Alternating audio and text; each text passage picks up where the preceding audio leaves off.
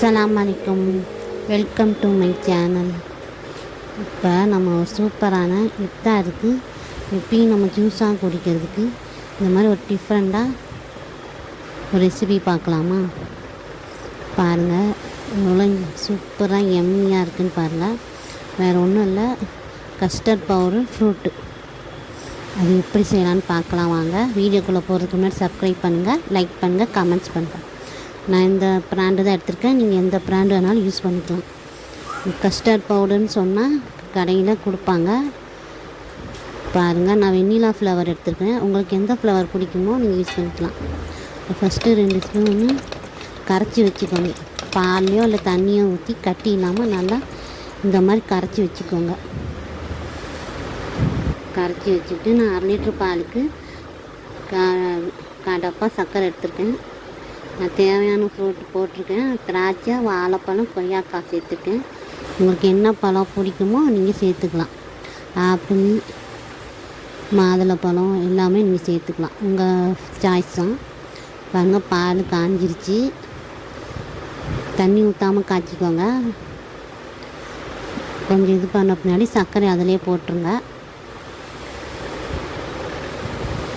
சர்க்கரை அதிலே போட்ட பின்னாடி நம்ம கரைச்சி வச்ச கஸ்டர்ட் பவுடரை ஊற்றிடுங்க. ஊற்றின பின்னாடி சிம்மில் வச்சுக்கோங்க, ஏன்னா கண்டிப்பாக அது அடி பிடிக்கும். ஊற்றின பின்னாடி சிம்மில் வச்சுட்டு 2 நிமிஷம் இந்த மாதிரி கிண்டிக்கும். பாருங்கள், கிண்டும் போது உங்களுக்கு கெட்டியாக 2 நிமிஷம் கிண்டுனா போதும்.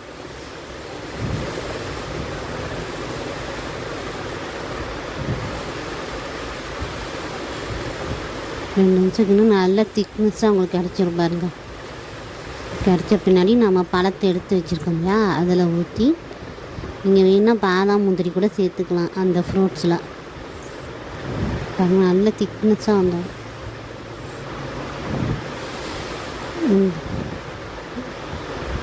நீங்கள் அதெல்லாம் வந்த பின்னாடி நீங்கள் அந்த ஃப்ரூட்டில் ஊற்றிக்கலாம். ஊற்றின பின்னாடி ஆறின பின்னாடி நீங்கள் சாப்பிடலாம், இல்லை ஃப்ரிட்ஜில் வச்சும் நீங்கள் சாப்பிட்லாம். ஐஸ்கிரீம் மாதிரியே இருக்கும். ட்ரை பண்ணி பாருங்கள், சூப்பராக இருக்கும்.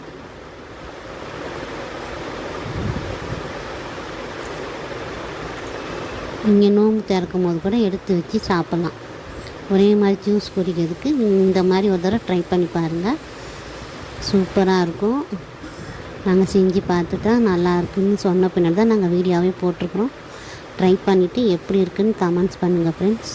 சப்ஸ்கிரைப் பண்ணி பாருங்கள், லைக் பண்ணுங்கள். ஓகே ஃப்ரெண்ட்ஸ், பாய்.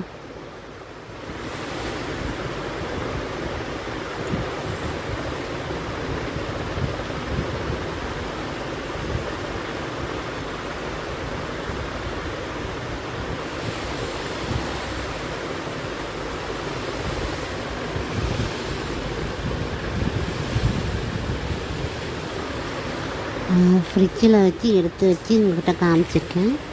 பாருங்கள், நீங்கள் வேணால் அப்படியே ஆறின பின்னாடி கூட சாப்பிட்லாம். ஃப்ரிட்ஜில் வச்சு ஒருத்தருக்கு சேராதில்ல, அதனால சொல்கிறேன்.